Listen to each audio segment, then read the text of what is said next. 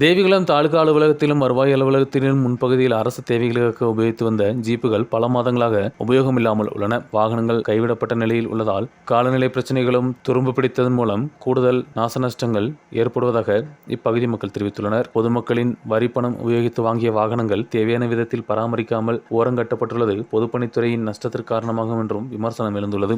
தேவிகுளத்திலே taluka office மற்றும் sub collector office, village இப்படி போன்ற பல சர்க்கார் ஸ்தாபனங்களில் சுமார் 5 வருடகாலமாக സർക്കാർ ഉദ്യോഗസ്ഥന്മാർ അവരവർ കാര്യങ്ങൾ ഇവിടുത്തെ ഉള്ള മേഖലയെ ഭൂമി സംബന്ധപ്പെട്ടതും ഒരു മഴക്കാലം പ്രളയം വന്നാലും ഒരു ആക്സിഡൻറ്റ് വന്നാലും ഒരു സർക്കാർ ഉദ്യോഗസ്ഥൻ അവിടെ പോയി എത്താനായിട്ട് അവർക്ക് സ്വന്തമായിട്ട് ആ ഡിപ്പാർട്ട്മെൻറ്റിൽ വാഹനമില്ല.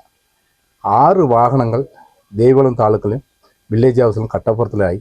ഇത് പല പ്രാവശ്യം ഞാൻ ഒരു പൊതുപ്രവർത്തകൻ്റെ മുറയിൽ പല പ്രാവശ്യം ചാനലിലും മറ്റേ കംപ്ലൈൻറ്റ് എഴുതി ജില്ലാ കളക്ടർക്കും സബ് കളക്ടറിനും കൊടുത്തിട്ടുണ്ട്. ഇതുവരേക്ക് ഇതിൻ്റെ ഒരു പരിഹാരം ഇതുവരെ നടന്നിട്ടില്ല.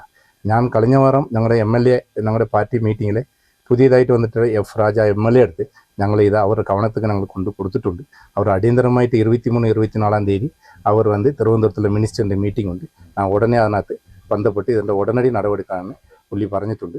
അത് നടക്കാനായിട്ടുള്ള ഇത് ഞങ്ങളും ശ്രമിച്ചിട്ടുണ്ട്.